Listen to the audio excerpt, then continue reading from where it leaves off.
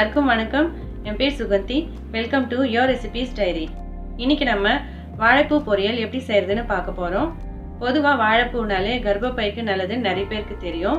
தொடர்ந்து வயதுக்கு வந்த பெண் குழந்தைங்களுக்கு வாழைப்பூ கொடுக்கும்போது அவங்களுக்கு கர்ப்பப்பை சம்மந்தப்பட்ட எந்த பிரச்சனையும் வராது.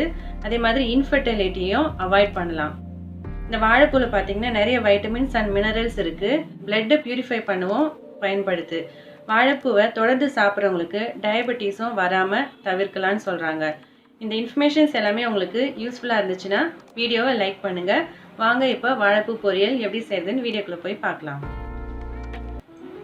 முதல்ல வாழைப்பூவில் இருக்கிற நரம்பு தோல்லாம் ரிமூவ் பண்ணிவிட்டு இந்த மாதிரி பொடியாக நல்லா கட் பண்ணி எடுத்துக்கோங்க. அடுத்ததான் இதை வேக வைக்க தேவையான அளவு தண்ணி ஒரு பவுலில் சேர்த்து ஸ்டவ்வில் வச்சுக்கலாம். தண்ணி நல்லா கொதிக்க ஆரம்பிச்சதுக்கப்புறமா இந்த வாழைப்பூ அதில் சேர்த்துக்கலாம்.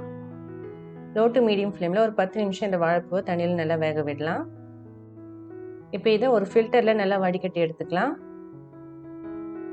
இப்போ இந்த தண்ணியை தனியாக எடுத்து வச்சுக்கலாம். இந்த தண்ணியில் நிறைய சத்துக்கள் இருக்குது. இது எப்படி சாப்பிடலாம் அப்படிங்கிறத நான் வீடியோவில் எண்டில் சொல்லியிருக்கேன்.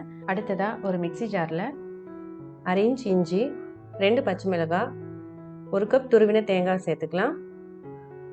இப்போ இதை தண்ணி சேர்க்காமல் நல்லா கொரப்பாக அரைச்சி எடுத்துக்கலாம். அடுத்ததாக ஸ்டவ்வில் ஒரு கடாய் வச்சு ஹீட் பண்ணிக்கோங்க.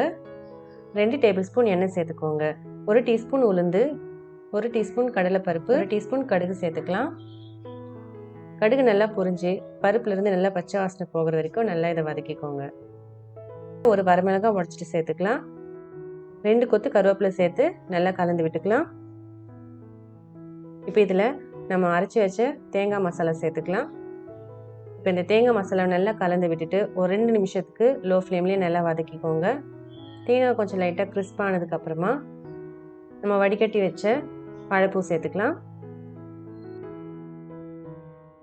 1/2 டீஸ்பூன் மஞ்சள் தூள், உங்கள் டேஸ்ட்டுக்கு ஏற்ற மாதிரி சால்ட்டு சேர்த்து நல்லா கலந்து விட்டுக்கோங்க. இப்போ இது ஒரு 3-4 நிமிஷத்துக்கு நல்லா வதக்கிக்கோங்க. இப்போ ஸ்டவ் ஆஃப் பண்ணிடலாம். அவ்வளோதாங்க, ரொம்ப சுவையான வாழைப்பூ பொரியல் ரெடி ஆகிடுச்சு. இந்த வாழைப்பூ பொரியலை நீங்கள் சாதத்துக்கு சைட் டிஷ்ஷாக வச்சுக்கலாம். இதுலேயே ஸ்கூல் போகிற கிட்ஸ்க்கு லஞ்சும் கலந்து கொடுக்கலாம். புழுங்கல் அரிசிலையும் செய்யலாம். நீங்கள் பாஸ்மதி ரைஸ்லேயும் வடிச்சிட்டு ரைஸில் மிக்ஸ் பண்ணி கொடுத்தீங்கன்னா இது ஒரு டிஃப்ரெண்ட்டான ஒரு வெரைட்டி ரைஸ் மாதிரி இருக்கும். நீங்கள் இந்த ரெசிபியை ட்ரை பண்ணி பார்த்தீங்கன்னா கண்டிப்பாக எப்படி வந்துச்சுன்றதை கமெண்ட்டில் மென்ஷன் பண்ணுங்கள். இந்த வாழைப்பூ தண்ணியை பற்றி நான் வீடியோட எண்டில் சொல்கிறதா சொல்லியிருந்தேன். இதில் ரொம்ப துவர்ப்பான டேஸ்ட்டு தான் இருக்கும். அதனால் இந்த மாதிரி டேஸ்ட்டில் என்னால் குடிக்க முடியுன்றவங்க இது வார்மாக இருக்கும்போது இது அப்படியே குடித்தா நல்லா இருக்காது. அண்ட் அதிகமான குவான்டிட்டியும் குடிக்க முடியாது. ஸோ எம்டி ஸ்டொமக்கில் ஒரு சின்ன டீ கிளாஸ் அளவு குடிக்கலாம். இதை அப்படியே குடிக்காமல் இதில் கொஞ்சமாக சால்ட், கொஞ்சம் மிளகுத்தூள் சேர்த்து நல்லா மிக்ஸ் பண்ணிவிட்டு குடிக்கலாம். ஃப்ரெண்ட்ஸ், இந்த வீடியோ உங்களுக்கு பிடிச்சிருந்தா லைக் பண்ணுங்கள். மறக்காமல் உங்கள் ஃப்ரெண்ட்ஸ் அண்ட் ஃபேமிலி மெம்பர்ஸ்க்கும் ஷேர் பண்ணுங்கள். இதே மாதிரி நான் போடுற ரெசிபீஸோட லேட்டஸ்ட் அப்டேட்ஸ்க்கு யோர் ரெசிபீஸ் டைரி சேனலை சப்ஸ்கிரைப் பண்ணி பெல் ஐக்கானையும் ப்ரெஸ் பண்ணி ஆல் ஆப்ஷன் செலக்ட் பண்ணுங்கள்.